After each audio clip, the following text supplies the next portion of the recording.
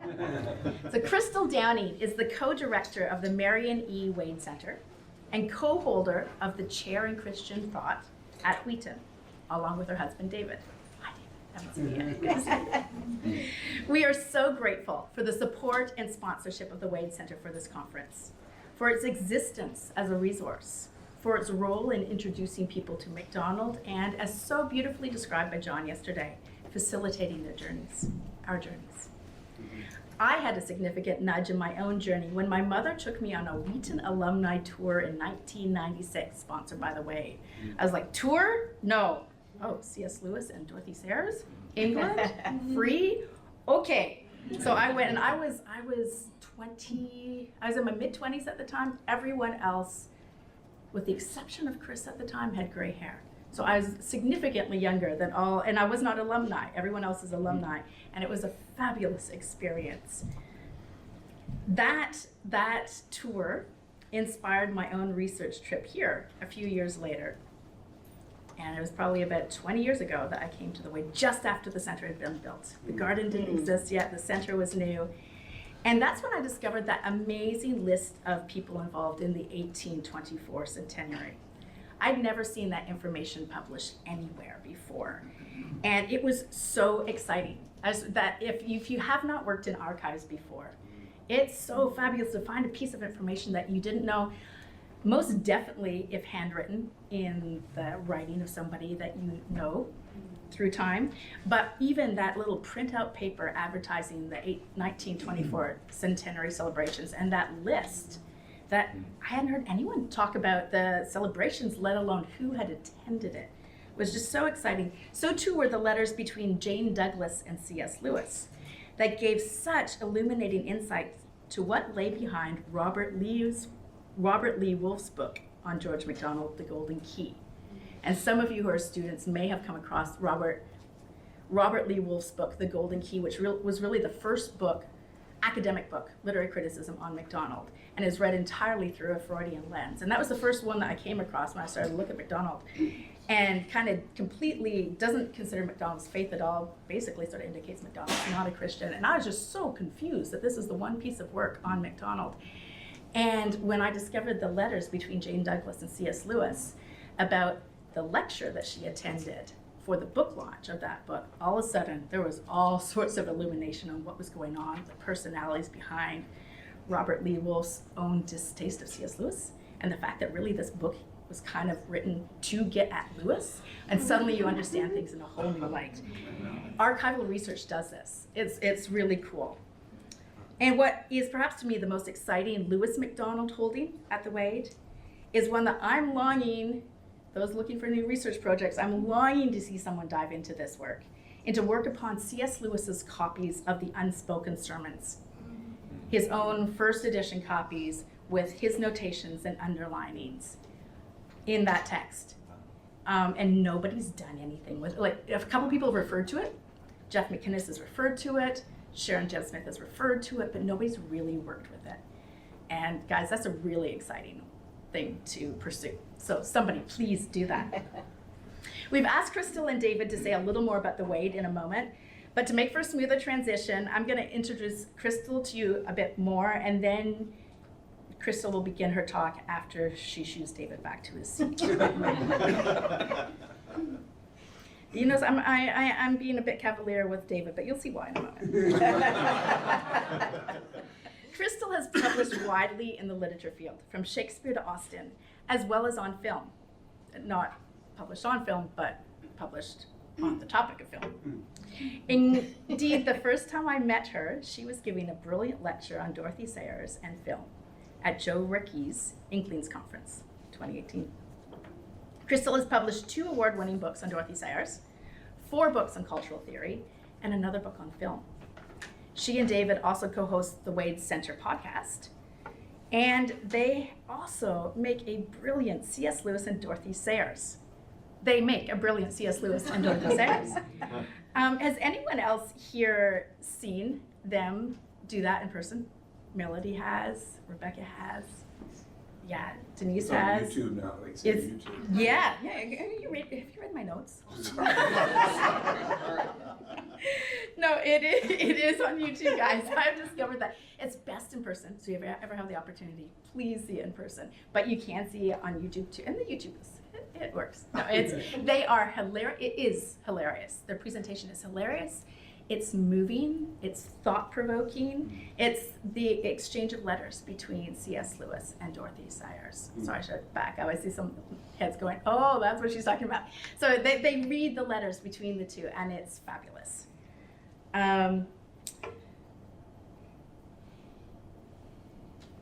Yeah, my next line is here, and this is true. That antics, you'll see this yourself when you see them up here together, makes one envious of the antics they must get up to with their grandkids. If we had any. No, just you wait. Architecture is one of Crystal's great loves, and so I look forward to hearing how that shapes her exploration of MacDonald's defiance in the Architecture of MacDonald, Defying a Literary Tradition, as is the title of her talk. But Crystal and David, when you speak to us first about the Wade, could you also, like Danny and John did, tell us a little of how you first discovered MacDonald and something about his work that drew you in deeper? Thank you. Folks, the Downies.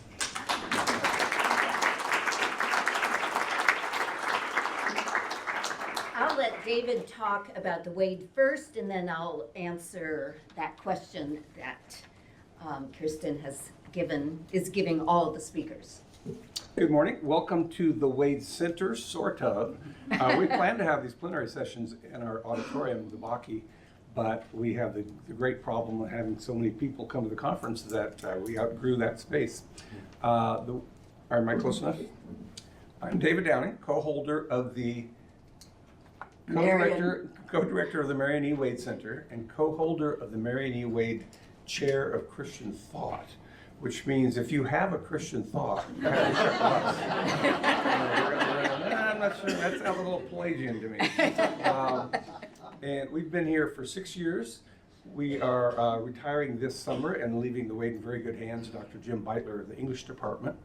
The Wade Center started out as the C.S. Lewis collection. In 1965, Professor Clyde Kilby started collecting Lewis's letters, and as the collection began to grow, he added Tolkien and two other inklings, Charles Williams and Owen Barfield.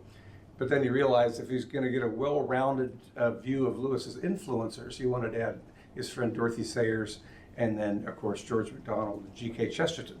So now it houses books, manuscripts, unpublished letters by those 7 British Christian authors. I hope, has everyone been to the Wade already know where it is? Head toward the chapel and keep going. It's on the other side of the chapel steeple. What else do I say about it? We have the wonderful reading room. We have at least one copy of every book by these 7 authors.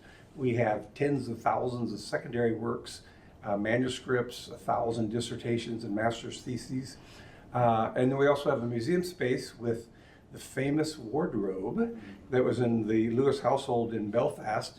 And a cousin of theirs remembered Warnie and Jack climbing inside and telling stories. So he had a very lifelong image of the wardrobe as a portal to imagination. And on the first Tuesday of every month, it does lead to Narnia. But be careful. I came in as a 5th grader. I fell in and I came out looking like this.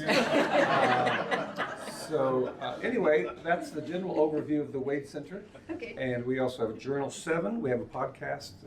We have video vignettes on YouTube called Wonders of the Wade, where we have visiting scholars and staff members talk about one of their favorite things.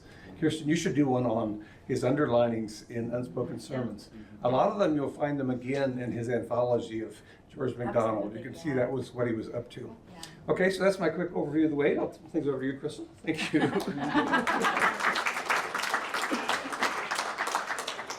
Okay, Kirsten wants me to say how I got interested in MacDonald. It's because of Kirsten. At this Taylor conference where I was the keynote, I went to a session where Kirsten was presenting a paper on MacDonald, who I had never heard of before. we had just accepted the job at Wheaton. We had just moved there 2 weeks earlier and then got in the car, went to Taylor to speak. And I met with her afterwards and I said, this guy sounds wonderful. And then the next step was listening to Rebecca Reynolds read Fantastes and Lilith. She is the most fantastic reader, and the person who puts these together, Oasis Audio, lives in Wheaton, and so we got to meet him. And I'll try to do a little Rebecca-esque reading when I get to Mr. Raven.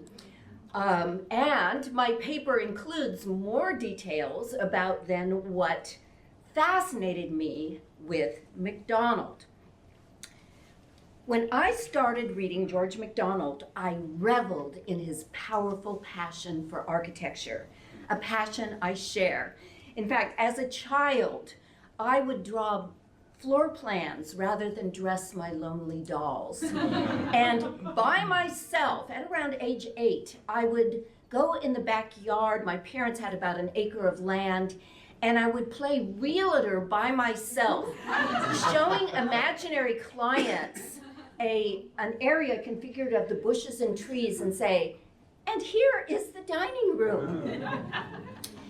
In more daring moods, I would go up and down the streets in my neighborhood, knocking on doors, and when someone answered, I would just say, is there anyone here who wants to play with me? But really, I wanted to see a glimpse of inside the house. Other than my age and location, things haven't changed that much. And I would say the same for George MacDonald. Entertaining classmates with legends of the local castle in his youth, which I learned from Kirsten, he not only describes castles throughout his work, but also repeatedly employs the phrase, building castles in air. MacDonald was most certainly identifying with of course, got to show Huntley Castle. He was identifying with the narrator of Adela Cathcart when he wrote, I delight in human abodes. Oh, imagine me reading that. Titling one of the stories told to Adela, The Castle, where the narrator employs in the very first paragraph the terms edifice, abode, building, and the word architecture twice in the first short paragraph. We should not be surprised that his third son became an architect. MacDonald then would have provided welcome content for my doctoral dissertation, which argues that literary artists often employ architecture as synecdoches, parts that represent the entire poem or novel that contain them. The narrator's or character's response to a building then can reflect the author's aesthetic theory, an architectural part signaling the author's attitude towards the artistry of the whole. Just think of how many novels are named after the edifices within them. The Castle of Otranto, Northanger Abbey, Bleak House, the Old Curiosity Shop, the Cathedral, Mill on the Floss, the Professor's House, Wildville Hall, the House of Seven Gables, Headlong Hall, Nightmare Abbey, Notre Dame de Paris, translated in English as the Hunchback of Notre Dame, but it was named after the cathedral. As though to signal that entering a book is like entering a building, a phenomenon I call architecture, and which MacDonald's work endorses. In Adela Cathcart, for example, his narrator mentions the importance of reading a room, which often has the, quote, air of a storybook. As Gaston Bachelard explains in The Poetics of Space, quote, books give our daydreams countless dwelling places, providing the necessary enclosures to retain our memories. And he suggests the very same thing for architectural spaces, which communicate cosmicity to the imagining consciousness, as happens repeatedly to characters in MacDonald's novels. It wasn't until I became co-director of the Wade in 2018, however, that I started reading MacDonald, thanks to Kirsten and Rebecca. And this is because, I'm trying to explain why I had never read MacDonald before. I had taught Victorian and Romantic literature for over 2 decades and published scores of essays about British literature. I never once ran into MacDonald's name. Part of the problem, of course, was his explicit celebration of faith when Christianity was being marginalized by the likes of Shelley, Byron, Dickens, Tennyson, Arnold, Pater, Swinburne, Huxley actually coining the word agnostic in 1869. And though Ruskin's friendship with MacDonald must have been reinforced by their mutual interest in architecture, I always taught Stones of Venice, Ruskin never once mentions MacDonald in his 600-page autobiography, Praeterita. That's the copy I used to teach from. But then again, Ruskin never once mentions his marriage in his autobiography. And by the way, I had the reading room at the Wade pull C.S. Lewis's personal copy of Praeterita, where at the end, and Lewis always makes a little index for himself, at the end of volume 3, Lewis writes a page number by his words, quote, Carlyle acknowledged by Ruskin as his master, perhaps inspiring Lewis's own statement about MacDonald as his master.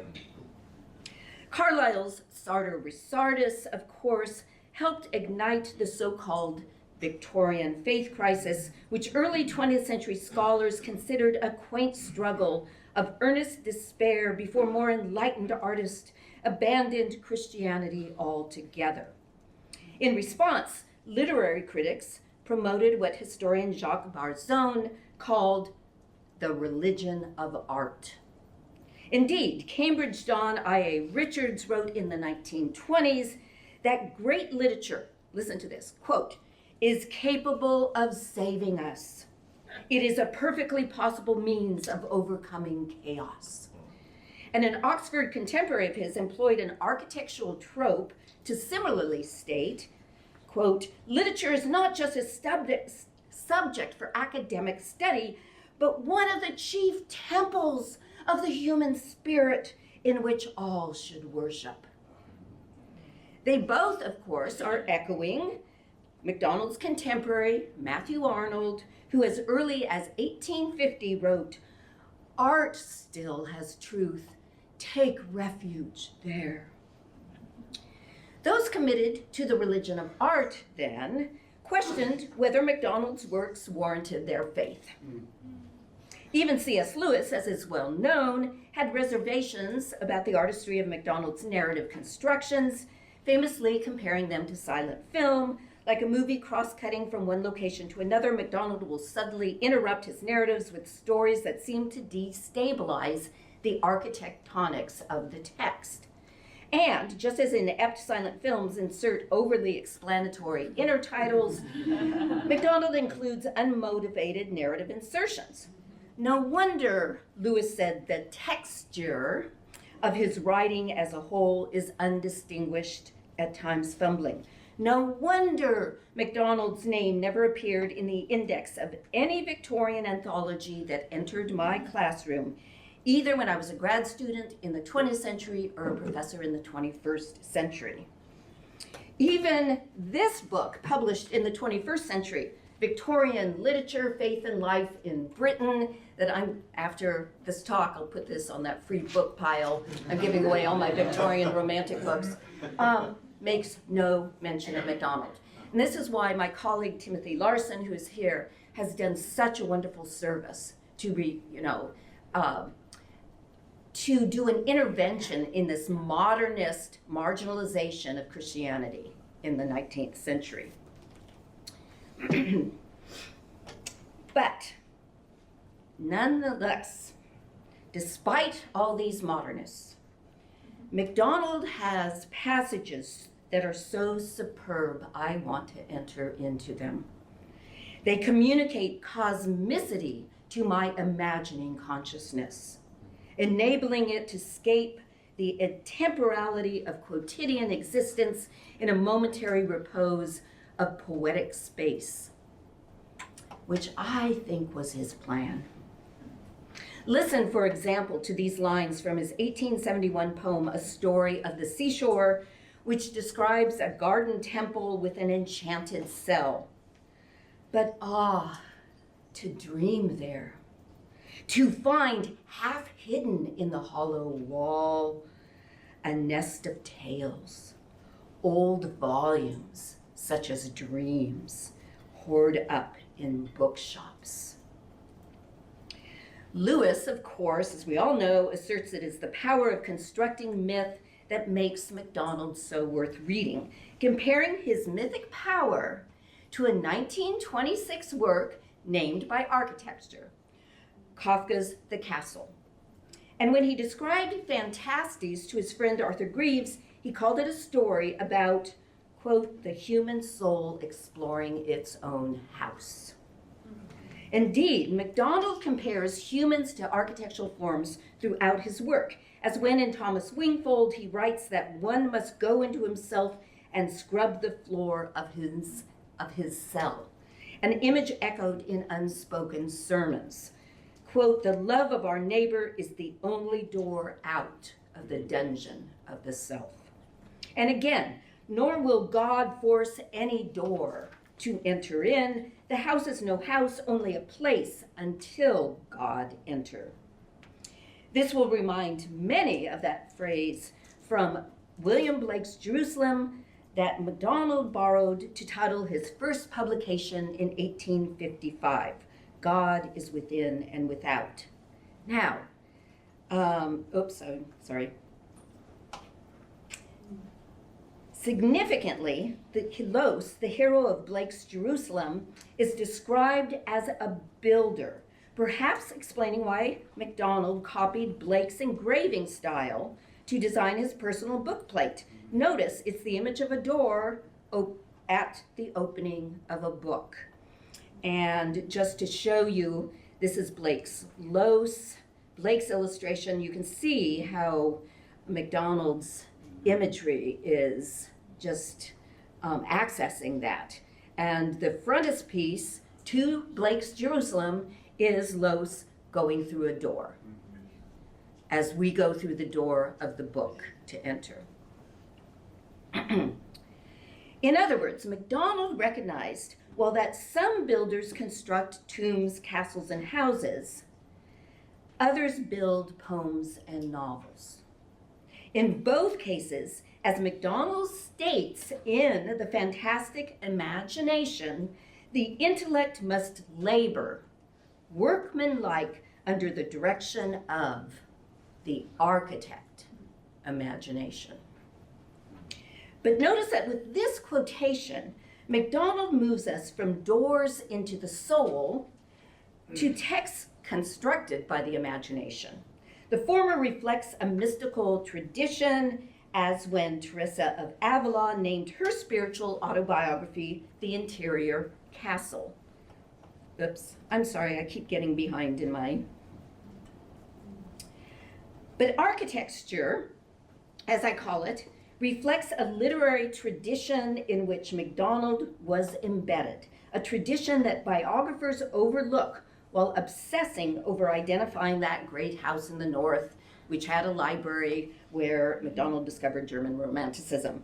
Much more important is the tradition that Lewis was invoking when he wrote Arthur Greeves. Quote, look how the empty castle theme is present in Phantastes and Wilfred Cumbermead. To understand the literary tradition in MacDonald's lifetime, considered novels produced by the same publisher as Phantastes. Smith and Elder, who released Wuthering Heights and Jane Eyre in 1847. In fact, I actually wonder if it was the success of the Gothic-like Bronte novels that led Smith and Elder to take a chance on Phantastes a decade later.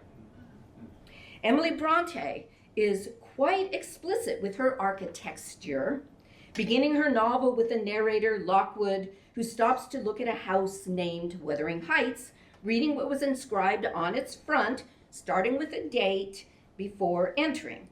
So also Bronte begins her book with a date, which we must read before entering the novel Wuthering Heights. After entering the house, Lockwood is led to a bedchamber, then enters an oak cabinet within. There he reads once again writing that has been scratched on the house, Wuthering Heights. The names Catherine Earnshaw, Catherine Heathcliff, Catherine Linton, writing that summarizes the novel's narrative trajectory. A decade later, MacDonald begins Phantastes similarly. Like Lockwood, Anados recounts enclosure after enclosure. In the house he has recently inherited, he enters a shadowy room where he accesses his father's dark oak cabinet, next opening a door in the middle of it, seeking the long hidden world of a cupboard in the center, only to discover another chamber behind it. Suddenly there stood on the threshold of the little chamber, as though she emerged from its depth, a tiny woman form. A mystical moment much like that of Bronte's Lockwood, who, inside a cabinet, inside a room, inside a house, dreams he grabs the hand of a little fiend on the threshold of the window, a female voice saying, "Let me in, let me in." In both cases, the tiny fiend or fairy ignites the narrator's search for meaning, like our search for meaning as readers of the novels that contain them. It is what MacDonald has Donald Grant called the cupboard behind the curtain of the story.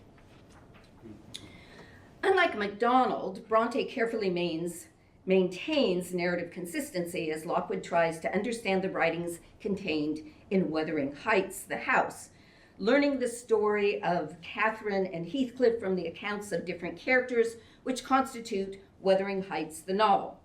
MacDonald, however, breaks open such containment. Anados awaking to waters flowing through the house, images on the carpet forsaking. Now listen to this, quote, "forsaking their fixed form." Indeed, forsaking the fixed form of most Victorian novels, MacDonald carries us away on the streams of fantasy. No wonder Lewis says Phantastes baptized his imagination. He was carried away by the imaginative flood until eventually he stood over a decade later in sacred space with Jesus Christ as his cornerstone. Mircea Eliade, in The Sacred and the Profane, establishes that religious man projects the sacred as a fixed point into the formless fluidity of profane space, a center into chaos. Anados then experiences the formless fluidity of the profane before he can attain sacred space, perhaps explaining why many people have trouble with Phantastes. Like Anados, whose name means pathless in Greek, they feel the novel flows from one incident to another with no clear narrative path. But this may well be MacDonald's point. In his day, all too many people concretized their sacred ideal via inherited mansions and castles, which functioned as synecdoches of their aristocratic power. And of course, it happens in our day too. A center in the chaos of life.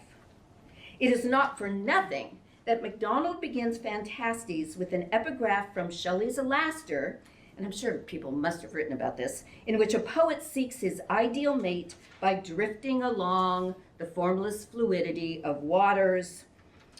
Shelley ending the poem with a reference to the phantasmal scene that has educated him. Both suggest that one must experience that formless fluidity before understanding the authentically sacred, explaining perhaps why MacDonald inserts floods in multiple works, as well as, of course, his experience with flood. Nevertheless, as Anados wanders not only like a river, but in a river, he repeatedly enters architectural spaces aligned, as well as lined, with books. In the first house, he reads a book that screamed the window, entering into its contents about King Arthur's knights later in the narrative. Then, when Anados enters the marble palace, he reads letters upon a door. that summarize the novel, called The Chamber of Sir Anodos. Indeed, this is the architectural chamber containing Anodos.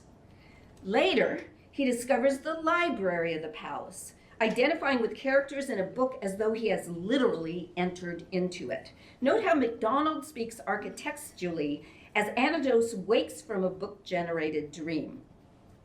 Recognizing the walls and roof around me, I found I joyed or sorrowed only in a book.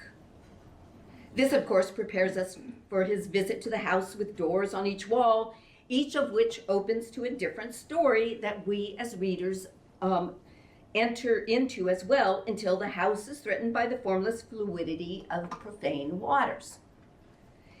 Incidents in Phantastes, of course, are echoed in Lilith decades later. And I would suggest that Lilith functions more like that other famed publication by Smith and Elder, Jane Eyre, written by a woman who dined with Thackeray and publisher George Smith in 1850, just as MacDonald did a decade later. Both novels begin with references to aristocratic privilege before the narrator describes retreating into a book while sitting by a window. And interesting enough, both in the 5th paragraph. Later, Bronte's protagonist finds a secret stair in Rochester's house, Thornfield Hall, where she eventually discovers a mad woman in the attic, a room that ultimately reveals Rochester's past. At this point, of course, we think of The Princess and the Goblin, where Irene goes up a secret stair into the dark upper reaches of her living space, only to find a woman hidden in the attic who reveals her past. The significant word is passage, used in both reading and walking through a house. In chapter 2 of Lilith, Vane follows a librarian through, quote, passage after passage to a region almost unknown to me. A statement some readers might say about wandering through passage after passage of Lilith. And by the way, this image of Lilith, this was actually Rossetti's illustration of Tennyson's The Lady of Shalott. But how interesting that the marketers of the book wanted to use this architectural image of the Lady of Shalott combined by architecture until she sees out the window something that has more promise for her. And they use that to illustrate Lilith. And in fact, the Victorian Lit book I used, my anthology, has that same image on it from Tennyson's Lady of Shalott. Okay. So, MacDonald once told his son that a secret stair lies at the heart of my brain, adding resonances to his description of the garret in Lilith as the brooding brain of the building. Vane, of course, is coaxed by Mr. Raven, the librarian, out of the brooding brain, and like Jane Eyre, who leaves Thornfield after discovering something yet unknown to her, Vane must similarly wander through forbidding nature and enter a house of nurturing Christians before making his way back to the mansion where he first started. Furthermore, like Jane Eyre, whose vision was transformed after leaving Thornfield, only to return after a dream, Vane returns to his house with a transformed vision. Quote, the door opened, the hand let go mine, pushed me gently through. I turned quickly and saw the board of a large book in the act of closing behind me. I stood alone in my library. The book has been alighted with the house that contains it, as in my coinage, architecture, which gives special meaning to the words Vane had earlier read in his father's manuscript. Here's my Rebecca Reynolds. A book, Mr. Raven said louder, is a door in, and therefore a door out. Books can transform a life. Significantly, the Brontes both allude to hieroglyphics on houses that their protagonists, like their readers, must interpret. MacDonald prepares us for something similar in Castle Warlock, which it was titled in England, when he introduces Cosmo as having, quote, power to read the hieroglyphic internal aspect of things. Not much later, MacDonald writes that another of Cosmo's favorite castles was finding in the old house a room he had never seen or heard of before, and therein a hoard of riches incredible. But 200 pages later, we are told that for him, the real treasure chamber of the house was his father's closet of books with their enticing passages. But it is through this closet that Cosmo literally finds material treasure after digging through a, quote, look at the language MacDonald used, after digging through an architectural passage, the candle in one hand, the paper in the other, his eyes going and coming steadily between it and the wall, as if reading the rough stones by some hieroglyphic key. Multiple MacDonald novels, of course, include a hidden room that the protagonists and we readers must penetrate to get to the treasure of the architext. Consider Malcolm, where a secret chamber in Lord Lossey's house has words burned into its door, a chamber where people have heard moans and cries from a mad woman inside, reminding us again of Jane Eyre. All of this is not to prove that MacDonald read the Brontes, but I hope he did. I am instead suggesting that he embraced the discursive practices of an era in which the novel became a dominant literary form. After all, he, like the Brontes, read the Waverley novels, 3 of which Sir Walter Scott named after architecture: The Monastery, Castle Dangerous, and Kenilworth. This then might explain Dave MacDonald's architecture in his very first realistic novel, David Elginbrod, which opens with this statement by Mrs. Elginbrod: "Meg, where are you going that get like a wool shuttle? Come into the book." By which the woman means come into the house where David Elginbrod is reading the good book. But Mrs. Elginbrod's call also invites readers into the book called David Elginbrod. Later, when the novel switches to the story of Hugh Sutherland tutoring Harry, architecture becomes even more explicit. After the two construct nests out of straw, Harry recognizes that, quote, the inside is the chief thing. Hugh confirming with, "Yes, Harry, and not in architecture only." Harry picks up on Hugh's implication when he says of the straw cave, as they call it, "Wouldn't this be a great place for a story?" Several chapters later, Harry discovers, quote, Hugh taking the altitude of the highest turret of the house with an old quadrant he had found. Where? Not in the cellar, not in the barn, but in the library. And Hugh goes on to explain, I just wanted to make sure it wasn't my phone. Hugh goes on to explain how the Romans made a great many laws for their language. It was like their architecture. Hugh also compares measuring the house to reading Shakespeare, which parallels something MacDonald states in Malcolm: "I find no part of an ancient house so full or interesting as the garret region. The cellars are the metaphysics, the garrets, the poetry of the house." It was the British Romantics, of course, who brought Shakespeare back from the dead, or at least the deadening assessments of neoclassicists, and MacDonald quoted Wordsworth and Coleridge repeatedly.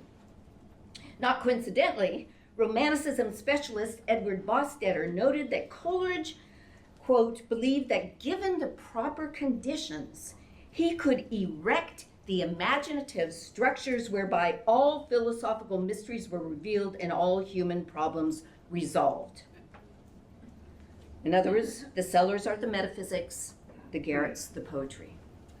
Indeed, Coleridge employs architectural tropes to elucidate his sense of ideal poetic products. In chapter 1 of the Biographia, he praises some of his favorite poets by saying, quote, it would be scarcely more difficult to push a stone out from the pyramids with the bare hand than to alter a word or the position of a word in Milton or Shakespeare. The pyramid, which elsewhere Coleridge describes as, quote, that base of steadfastness that rises yet never deserts itself, seems to be his metaphoric archetype for the language of poetry, by which he means, and I quote him, the formal construction or architecture of the words and phrases, unquote. This might explain why in Kubla Khan, Coleridge writes, I would build that dome in air, that sunny dome, those caves of ice. The poet's desire to emulate the stately pleasure dome decreed by Kubla Khan would be in air because poetry is made with the breath of words. This helps explain why Coleridge is not only left Kubla Khan unfinished, but also gave up constructing poetry. As he later writes in the Biographia, quote, men of commanding genius can exhibit a perfect poem in palace or temple, but alas, in times of tumult, they are the men destined to come forth as the shaping spirit of ruin. This perhaps explains why Coleridge inserts the word tumult twice in Kubla Khan. Indeed, times of tumult increasingly seemed to overpower Coleridge, who felt unable to produce a miracle of rare device. As he put it in Dejection and Ode, quote, afflictions bow me down to earth, suspending what nature gave me at birth, my shaping spirit of imagination. As is well known, Coleridge wrote Dejection and Ode after reading in 1802 Wordsworth's recently composed Intimations Ode. And I would suggest that MacDonald, who repeatedly constructs domes and caves in his work, was more like Wordsworth than Coleridge. Sorry. In contrast to Coleridge's desire to build a poem with caves of ice, like the stately pleasure dome of Kubla Khan, Wordsworth published an inscription poem in 1815 describing, and listen to the words he uses, describing a little dome or pleasure house once destined to be built, which is intentionally left unfinished. Unlike Kubla Khan, the dome builder in Wordsworth's poem, called William, leaves behind a hillock of misshapen stones. Wordsworth then ends the poem with advice for all purveyors of what Coleridge called ideal perfection. And here's Wordsworth's lines. If, disturbed by beautiful conceptions, thou hast hewn out of the quiet rock that elements of thy trim mansion destined soon to blaze in snow-white splendor, think again. And taught by old Sir William and his quarry, leave thy fragments to the bramble and the rose. Wordsworth implies that rather than miracles of rare device woven by wizard spells, poetic domes are made from the stony lumps of language. No matter how snow-white architecture appears, it is still composed of common everyday words. Unlike Coleridge, who believes that the poetic imagination can be nearly godlike, in that famous line from the Biographia, a repetition in the finite mind of the eternal act of creation in the infinite I am, Wordsworth seems to accept that poetic creations like the bramble and the rose are subject to the fall. And I would suggest something similar about MacDonald. Aware that the fall mitigates against the sanctity of art, MacDonald did not care that the architectonics of his works fall apart. After all, Wordsworth's works are filled with ruins such that nature enters into architectural space, perhaps explaining why Lilith begins with a quotation by someone very influenced by Wordsworth. MacDonald borrows Thoreau's description of a ruined house overpowered by nature, where attics were in the tops of trees, an image that recurs in MacDonald's work as when Granny spinning inside Castle Borlock causes Cosmo to imaginatively dwell with sylphs in a great palace built on the treetops of a forest ages old. Or when Donald Grant relishes, quote, a broken vault of leaves upheld by irregular pointed arches, which worked on one's imagination like an ever-shifting dream of architectural suggestion. But again, I'm not arguing that MacDonald got his view of architecture from Wordsworth, despite the attraction to romanticism that he shares with the Brontes and other Victorians. In his preface to England's Antiphon, MacDonald makes clear that literature builds on constructions from the past, like ante-chapels built onto great cathedrals, to borrow the metaphor Wordsworth used to describe his biographical poem, The Prelude. And if I had time, I could talk about architecture in Spenser's Fairy Queen, which uses edifices to represent not only the body's containment of a soul, as in the castle of Alma, like the interior castle, but also synecdoches of its various texts. Significantly, in Malcolm, Lady Florimel sought again to read the Fairy Queen and discovers that it fails as escapism from problems of the real world. As MacDonald puts it, words from Spenser's famous poem dropped half their substance and all their sense in the porch of the text. Poems are ultimately shrines so frail, to use a phrase from Wordsworth, who is praised on the same page that MacDonald's Florimel first enters the Fairy Queen. In this light, consider the words of Master Graham to Malcolm. If I knew of a theory in which was never an uncompleted arch or turret, in whose circling wall was never a ragged breach, that theory I should know to avoid. Such gaps are the eternal windows through which the dawn shall look in. Theories, like books and houses, need windows through which those who enter get new perspectives on life beyond. MacDonald literalizes this assumption when the north wind pulls Diamond through a gap in the roof where he is sleeping in order to open his eyes to the exigencies of life. Oh, and at this point, I need to show you something that I discovered when I was in the middle of writing my dissertation. I went home to visit my parents and suddenly noticed these books that had been owned by my grandmother, and I'll show it on the screen. These books are called The Book House, and notice the cover of this one book. It shows little children entering a door as they enter into a book. And who knows how much that might have influenced me. What I didn't remember until I was writing this paper is that in one of these books is an excerpt from At the Back of the North Wind. And it has this is from 1920, and it has a picture of Diamond trying to patch up the little gap. And the whole point is that you need those gaps through which the north wind can pull you through. And this prepares us for later At the Back of the North Wind, when Nanny tells Diamond about a dream inspired by one of Mr. Raymond's stories. She imagines a house in which both the front and back door are open, such that through those gaps she can see the moon, even though there was no moon in the street.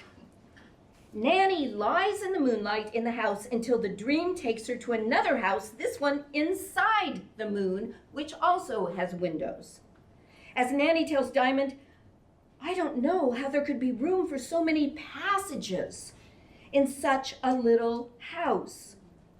The heart of it must be ever so much further from the sides than they are from each other. How could it have an inside that was so independent of its outside?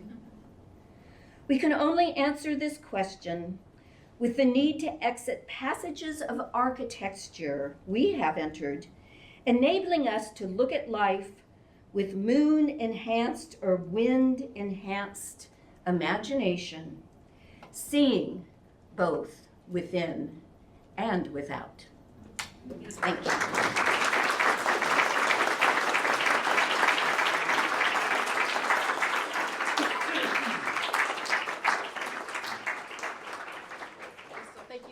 For the passages you have taken. I was going to say passage, but passages you have taken us through here. And I'm just really struck as you're speaking, what a wonderful elucidation it was of how you can take a particular idea, a theme inside of MacDonald's, and track it through his text and suddenly learn so much, not just about how he thinks about that particular theme, but about everything else, about his insights to faith, his navigation of life, his understanding of literature. And you did that really beautifully. Thank you so much. Thank you. This was great. Thank you. And I did not remember the beginning of David Attenborough that come into the book. A book is a door in, and therefore, I imagine Mr. Raven just going, therefore a book out is so key to understand MacDonald. And I love that you've shown us that from the very beginning. His first realistic novel, David Attenborough, he begins with that. There's much fomenting, really exciting. Folks, questions for Crystal. We've got a little bit of time for questions before we move on to our panels. I have pulled up my little timekeeper because I do not have a sense of time in my head.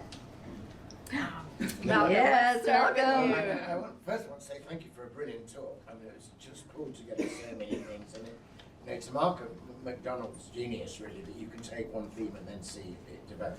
So I really wanted just to offer a thought about a primal image of what poetry is, with which both MacDonald and before him Coleridge are hugely familiar and care about, and just get your comment on it really out of your architecture thing, which is, of course, the famous description of how the poet works in A Midsummer Night's Dream.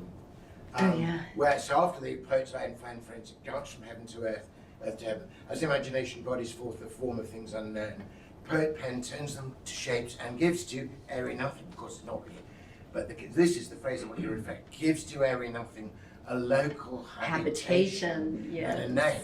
So there's a primal text saying the poem must be a habitation, it must have the doors and the windows, and I wondered if in your general reflections you've drawn that passage yourself.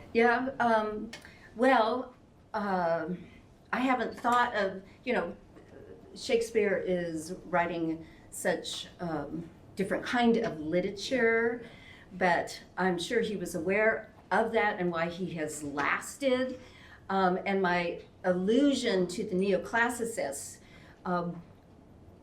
they didn't like Shakespeare that much. They would rewrite Shakespeare, and Sam Johnson in his famous dictionary described a sonnet, and of course Shakespeare is famous for his sonnets. I love the fact that when Romeo and Juliet first meet, they share a sonnet. So, and it's kind of the first time in the history of literature where a woman was invited into the sonnet. Sonnets, like Petrarchan sonnets, were always describing a woman as the unattainable other objects. But anyway, Shakespeare, brilliant sonnets, but then Sam Johnson said, defines a sonnet in his dictionary, a poem of 14 lines, usually not very successful. It's just this neoclassic repudiation of Shakespeare, and part of the Romantic Revolution was reviving Shakespeare, who recognizes that a poem has to be a local habitation, but then you have to leave. You need to leave the theater as well. Yeah, thank you. Yes? Earlier you mentioned that George MacDonald was not in most of the literature as you were studying. His name was just not there. Not even in the index, not even in a footnote. You look, all those books that I'm giving away because I probably won't be teaching Romantic or Victorian anymore, although I'm still writing. But not mentioned. Why do you think that is? Well, because of this modernist assumption about the Victorian faith crisis, and that was just something those people just were so unenlightened. And we realize Well, Matthew Arnold was talking about this. And Matthew Arnold was like Coleridge as well. He gave up writing poetry because he was so committed to the idea that art has truth. You take refuge there, as I quoted. And then he kept writing all this poetry that was really depressing. The sea of faith was once too at the full and rounded shore, but now I only hear its melancholy long withdrawing roar. So he gave up writing it, and like Coleridge went into writing more, well, for Arnold, writing literary criticism, cultural criticism, culture and anarchy, things like that. So, yeah, part of this is related to my second book, which basically argues that postmodernism is the best thing that happened to Christianity in 300 years. And primarily, I'm focusing on this modernist repudiation of Christianity, where there's this assumption that humans are progressing. Hence, that was very interesting to hear about this one. Well, Kirsten was talking about someone who just intentionally wanted to put down C.S. Lewis. Yeah. And that was when I was in grad school. And I was in grad school in the 80s. And I would have professors, and I didn't hide my light under a bushel. I would have professors, and they'd be talking about, there was this religion professor who was, and they were dissing Christianity. And I would just say, well, I believe in God. And I still remember the professor saying, my, aren't you an anachronism? So by the 80s, or in the 80s, there was still that modernist sense, and then the postmodernists came around. And they exposed that modernism itself was a certain attitude embedded in discursive practices. John had a hand up back there first. We're going to run out of time for all this. Okay, So, you tell who. oh, sorry, yeah, no, John had his hand up earlier. Okay. Yeah. Crystal, thank you for a fascinating and delightful presentation. I really enjoyed that. I'm really happy that you went to David Elginbrod, because that's what I wanted to ask about, because the manor house that Hugh goes to is one of my favorite houses in MacDonald.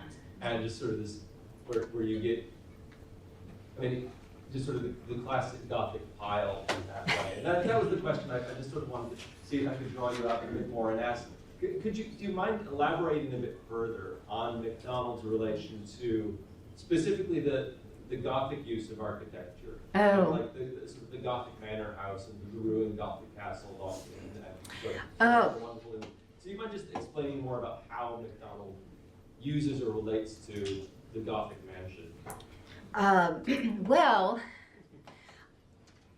part of the transition out of neoclassicism, because neoclassic architecture, if you say perfectly symmetrical, it's like fulfills Pope's idea that good writing is what oft was thought but ne'er so well expressed, at least expressed the way we would express it, and Shakespeare, he's just out of control, we have to rewrite Shakespeare.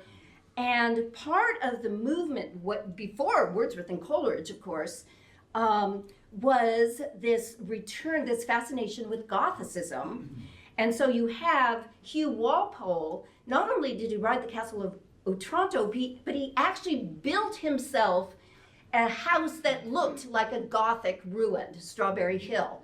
So Gothicism represented in both architecture and literature. Here's one person who builds himself a house, writes himself a book, and as though an expression of the deficiencies of this neoclassical sense of everything is ordered, we've had things figured out. Hence, and the Bronte novels are often called Gothic novels, and because of just the weird mystical stuff. So I think that was something, and of course the German romantics that MacDonald loved. So he just absorbed Gothicism, and hence his fascination with castles. I don't know if that answers your question. Thank you.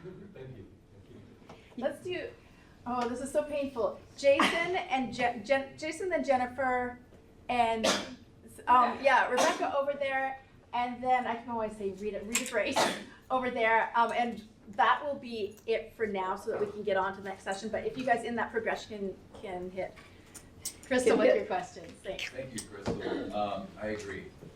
And it seems like you were made for this particular thing. To enlighten us on it. One of my favorite things in several of MacDonald's stories is the maternal touch on the inside of a home or an architecture, and I just wondered if you could maybe elucidate a little bit on where he's going with that and why. Yeah, well. Or not just the mother, but sometimes it's the female touch as well. Yeah. Isn't it fascinating that in the Bronte novels you have Nellie Dean in Wuthering Heights, who's kind of the person who is coordinating the narratives as Lockwood is trying to figure things out. And even Rochester's housemaid, I forget her name right now. But that's one of the things I value about MacDonald is the dignity he does give to women. I'm still not finished, but I'm reading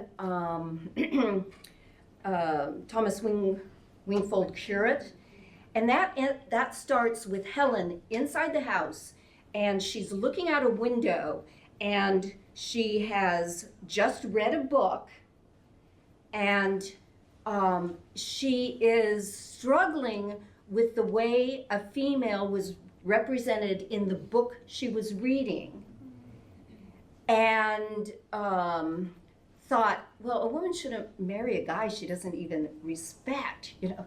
And MacDonald said, and I wish I could quote him exactly, but he said something to the effect that she was on the cusp of thinking for the first time. Yeah. So he does value the female characters, like bringing Nanny into at the back of the North Wind as well. Yeah. Oh, Yes, you. okay, Yes, you. Thank you so much for that. I was also won over by MacDonald as a little girl because of his houses. Oh, yay. That was what I wanted. I used to try to draw house plans. Yay. Of princesses and goblins. That's wonderful. I'm interested at how do you thought about expanding this architectural metaphor so that MacDonald's castles are not simply about poems or human brains, but these are sites for negotiating connections to the past. And I'm thinking in particular of castles like the Donal Grant Castle, which is overtly built over several centuries, and he's very concerned about the joins between the different wings, and which I think might be inspired, among other places, by Haddon Hall, which he had visited and toured.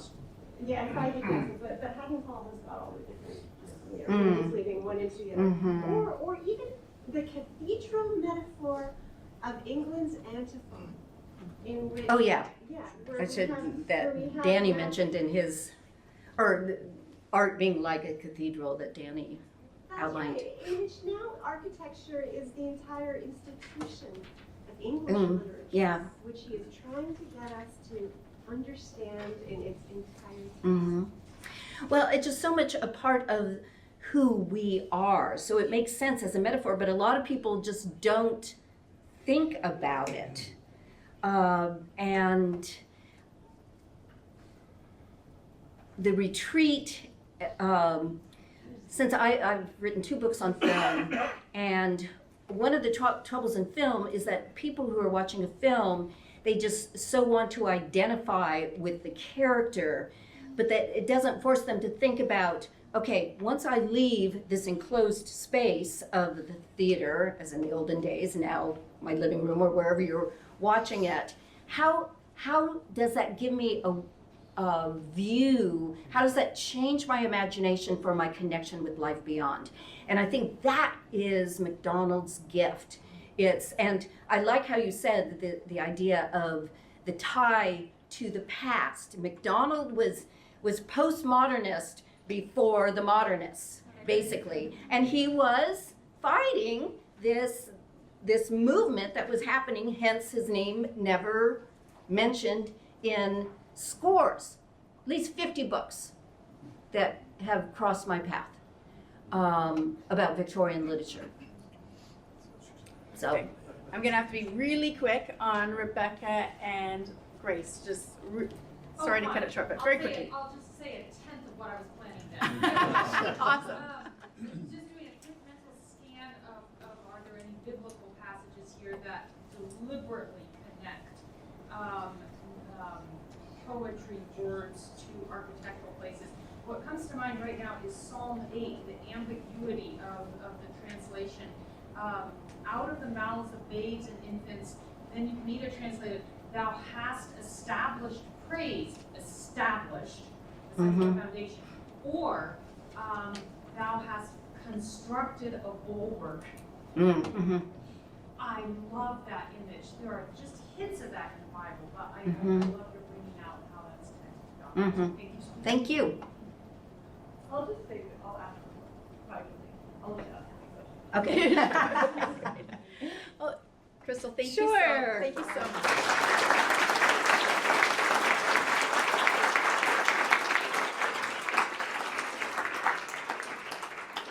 And as Crystal's walking off with her books there, she reminded me of, and her engagement with Jennifer, of in That Hideous Strength, when he walks us through the college to Bradden Woods, and each stage of architecture is actually a stage in literature, and he takes us back in time architecturally, back in time literarily, Yeah. to Merlin.